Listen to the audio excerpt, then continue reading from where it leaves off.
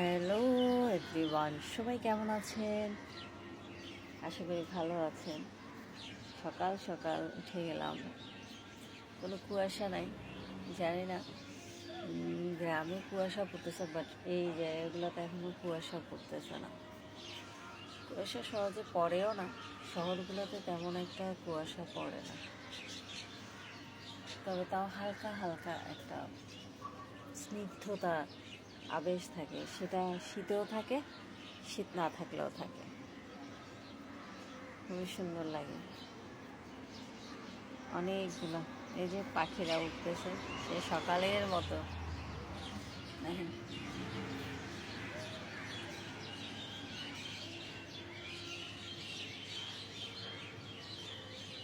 অনেক পাখি। আমাদের এখানে গাছ অনেক, তো পাখির বাসা অনেক, পাখি অনেক ডাকে, কোকিল আছে, অনেক কিছু, অনেক অনেক অনেক পাখি আছে এখানে, শুনি।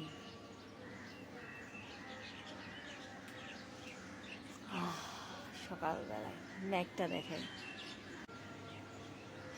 দেখছেন কি সুন্দর।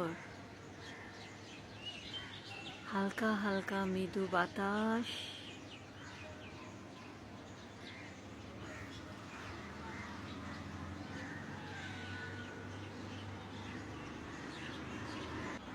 হালকা হালকা মৃদু বাতাস বইতেছে। আকাশের সাথে যদি নিজেকে না দেখা যায় তেমন একটা দেখা যাচ্ছে না, বাট আমি যখন অপর প্রান্ত করি তখন দেখা যায়, খুবই সুন্দর লাগে। মাছ মাছ নিয়ে এখন খাইছে। সাপ সাপ, রাসেল ভাইপার, সবাই সাবধান। কোথায় যে রাসেল ভাইপারগুলো গেল গা, খুঁজেই পাই না।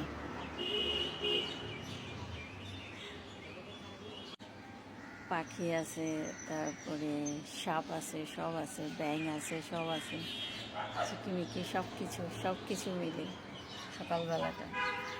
এই যে সকালবেলা একটু গাছে পানি দিলাম, একটু পরিচর্যা করলাম।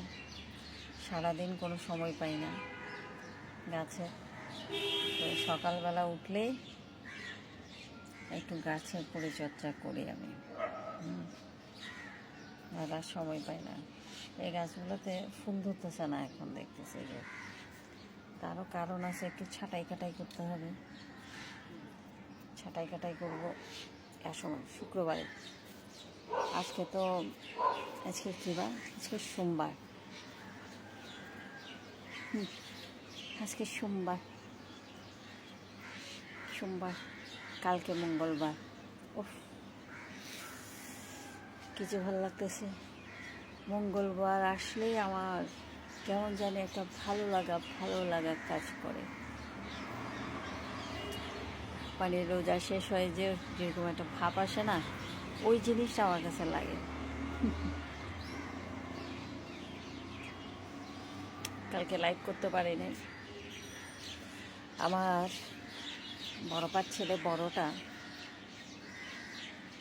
বাইরে গেছে, ঘরে ঢুকতেছে, ফোন করছে ঘরে ঢুকবে, এমন সময় ওর ফোন অফ হয়ে যায়। তো ওর এক বন্ধু ফোন করছে, ওর বাবা অ্যাক্সিডেন্ট হয়ে মারা গেছে। ওখানে চলে যায়, কিন্তু মোবাইলে তখন আর চার্জ থাকে না। এখন আমরা তো এদিক দিয়ে মানে একটা কান্নাকাটি অবস্থা, কারণ আমাদের সবার বড় ছেলে বলতে ওই বড় ছেলে, আমাদের পুরো ঘরের বড় ছেলেই হচ্ছে আমার বড়াপার বড় ছেলেটাই হচ্ছে বড় ছেলে। আমরা সবাই বলি আমার বড় ছেলেই বলি। তারপর কি করছে, ওকে তো পাই না কি করব। সাথে সাথে আমার এখানে মসজিদ আছে, ওখানে একটু করলাম, তারপরে গেলাম। তারপরে ছোটো বোনকে ফোন করলাম, ফোন করে বললাম যে চলো তাহলে থানায় যেয়ে জিডি করব। জিডি করে তারপরে যা করার হয় করব, তারপর মেডিকেলে খুঁজব। তো এর মধ্যে ওর বন্ধুবান্ধব সবাইকে ফোন দেওয়া হয়ে গেছে আমাদের। ওরা এক বন্ধুকে খুঁজতে পাইছে। পরে মানে আমি সিঁড়িতে নামছি, থানায় যাব, সিঁড়িতে নামছি, তখনই ও ফোন করছে, ও বাসায় আসতেছে।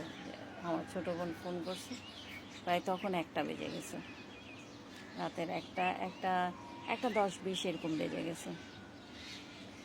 তো অবশ্যই মাথায় যা রাখবেন, মানুষ, বাসার মানুষ কিন্তু চিন্তা করে। কারণ দেশের পরিস্থিতি আপনারা ভালো বলেন মন্দ বলেন যাই বলেন না কেন, দেশের পরিস্থিতি খুব একটা ভালো নয়।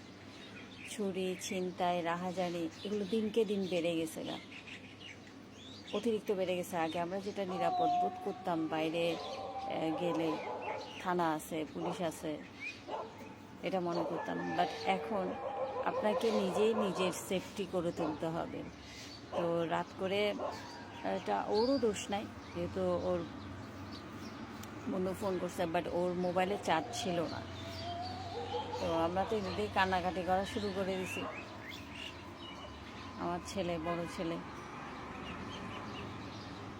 আমার তো কী বলবো আর, আল্লাহর কাছে শুক্রিয়া, আল্লাহ কোনো খারাপ ঘটনা ঘটে নাই, অনেক অনেক শুক্রিয়া। যেটার জন্য আমার আজকে খুব টেনশন থেকে খুব কম ঘুম হয়েছে আমার ছেলের জন্য। আল্লাহ নেক হায়াত দেখ সবাইকে। তো অবশ্যই কোথাও গেলে ফোন, কোথায় যাবেন না যাবেন এটা অবশ্যই মাথায় রাখবেন, এবং অবশ্যই বাসার কাউকে না কাউকে বলবেন। বকা দিছি আমার ছেলেকে, বকাই দিছি আমি। এখান থেকে ওকে রাস্তায় যখন গাড়ি রাখতে আসছে তখনই বকা দিছি, গালি দিছি, এখানে সব মানুষ শুনছে, বকা দিছে, একদম চিৎকার দিয়ে দিয়ে বলছে, মানুষ শুনে আছে। তো এরকম করা ঠিক না, টেনশন থাকে মানুষ, বাসা সবাই টেনশন করে, অনেক বেশি টেনশন করে, মাথায় রাখতে হবে এগুলো। তো এই জন্য আর কালকে লাইভটা করা হয়ে ওঠে নাই। সুন্দর প্রকৃতির মাঝে আমি, আবহাওয়া সুন্দর। ওকে, ভালো থাকবেন, বাই।